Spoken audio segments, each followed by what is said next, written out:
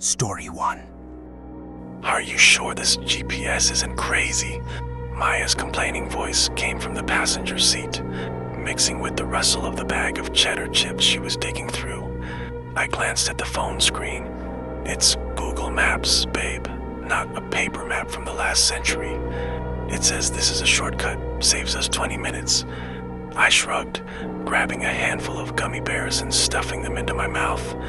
I caught Maya's judgmental look at my choice of snack combination, but I ignored it.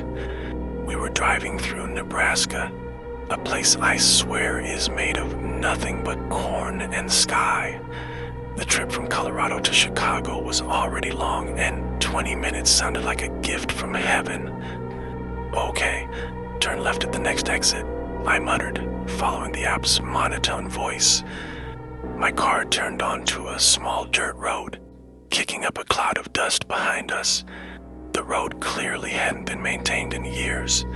"Your shortcut," Maya said, her voice dripping with sarcasm. "Probably a shortcut straight to hell." I laughed. "Come on, a little adventure. Maybe we'll find an amazing local diner with a legendary apple pie or something." That's when the GPS voice spoke again, but something was different this time. "In 200 yards, slow down. You don't want to scare her, Chris." I saw Maya's hand freeze midair. We both fell silent. On instinct, I slowed down. Did it just say your name?" Maya whispered. "It's probably just a software glitch." I tried to reassure her and myself, though my heart had started hammering against my ribs. "It must be connected to my Google account." The GPS spoke again, its voice deeper and more of a whisper now, as if it were leaning right next to my ear.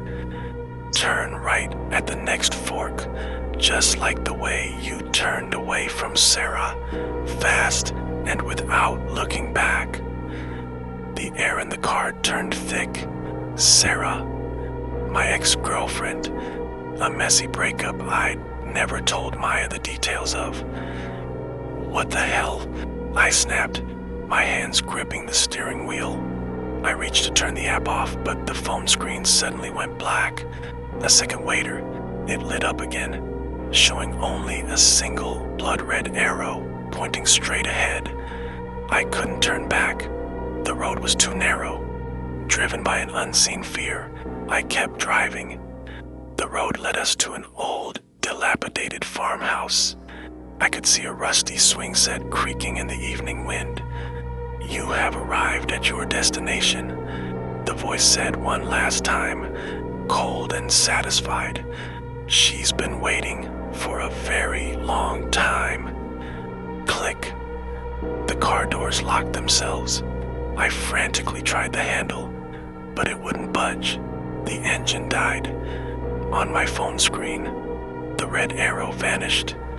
In its place was a live feed from the phone's front-facing camera, but it wasn't showing the road ahead. It was showing us.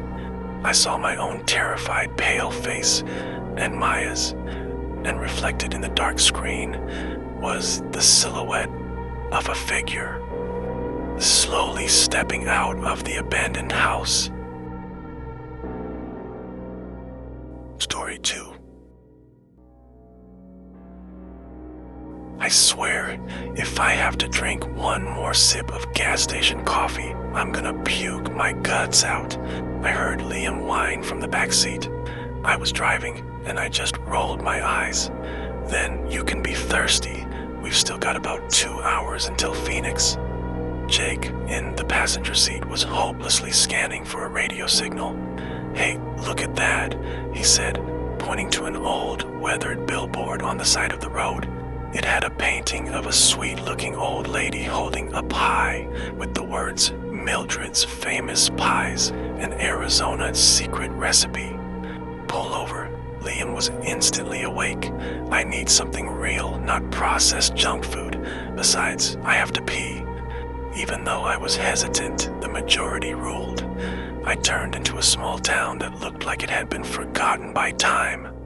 Mildred's diner was nestled between dusty storefronts. Inside, the place was strangely spotless. An old woman with snow-white hair and a floral apron smiled at us. It was Mildred. "Hello, dears. You must be tired from your long drive. Sit down. I've got strawberry pie fresh out of the oven." We ordered 3 slices. I have to admit, the pie was insanely good.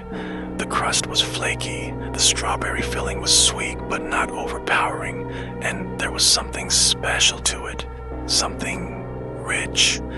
"Ma'am, this pie is amazing," Liam said between mouthfuls. "What's your secret?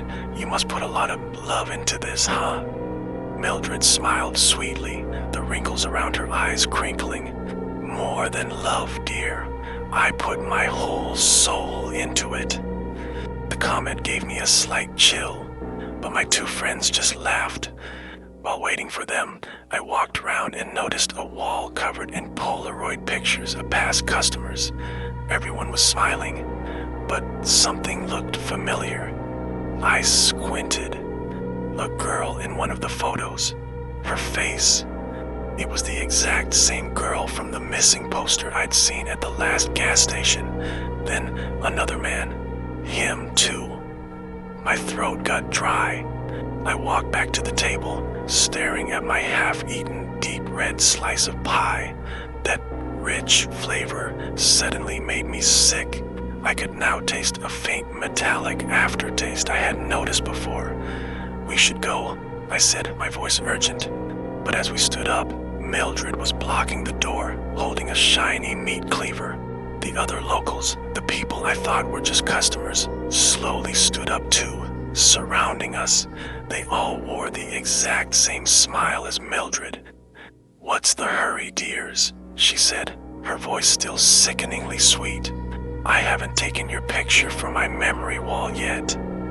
The next day, I'm sure anyone driving down that highway saw that Mildred's billboard had been given a fresh coat of paint, and next to the old woman's picture, there was now a new photo of 3 smiling young people. Story 3. The drive from my grandma's house in Oregon back to California was always torture. My little sister Emily and I had been arguing for 2 hours about whether to listen to a true crime podcast or her Taylor Swift playlist. "Look, I just want some quiet," I snapped, turning the volume down. "I've been listening to Grandma talk about her neighbors all day. I don't need to hear about someone else getting chopped into pieces." "But it's interesting," she protested. Night had fallen. We were on a pitch-black country road, flanked by a dense forest. The car's headlights were the only source of light. Suddenly, the beam swept across something on the side of the road. "Stop! Did you see that?" Emily yelled. "See what?" "A deer," I asked, my eyes still on the road. "No, it looked like a mannequin in a wedding dress." I chuckled. "That's ridiculous. Probably just some kid's prank. It was probably holding a 'just married' sign and the groom mannequin fell off a cliff." Emily didn't laugh. She looked back, but the darkness had already swallowed everything. About 10 minutes later, the car made a loud pop and swerved to the side. "Damn it, flat tire," I cursed, pulling over. We both got out. Of course, there was no cell service. The silence of the forest was deafening. "We're screwed," Emily whispered. "Do you even know how to change a tire?" "Of course." "I'm not an expert," I admitted, fumbling for the toolkit in the trunk. "Here, hold the flashlight for me." While I wrestled with the impossibly tight lug nuts, Emily nervously shone the flashlight around. She swept the beam toward the edge of the woods. My heart leaped into my throat. Standing right there, at the tree line, was the mannequin in the wedding dress. It wasn't back at its original spot miles ago. It was here, standing perfectly still, its head tilted slightly, staring at us. "Ben," she stammered. I looked up, following her flashlight beam. I dropped the wrench. Did it follow us? No, impossible. It was a mannequin. But why was it here? In a moment of horror, where time seemed to stop, the mannequin's head slowly, very slowly turned to face us directly. A jerky, unnatural movement that made my blood run cold. We didn't say another word. We scrambled into the car and locked the doors. I frantically started the engine. The car limped forward on its bare rim, making a deafening scraping sound on the asphalt. Emily glanced in the rearview mirror. I did too. The thing was stepping into the middle of the road, its white dress glowing in the darkness. Then suddenly, it was gone. A tense silence filled the car. We were safe. I let out a shaky breath. Then we heard it. Thump. Thump. Thump. A soft, rhythmic sound coming from the roof of our car.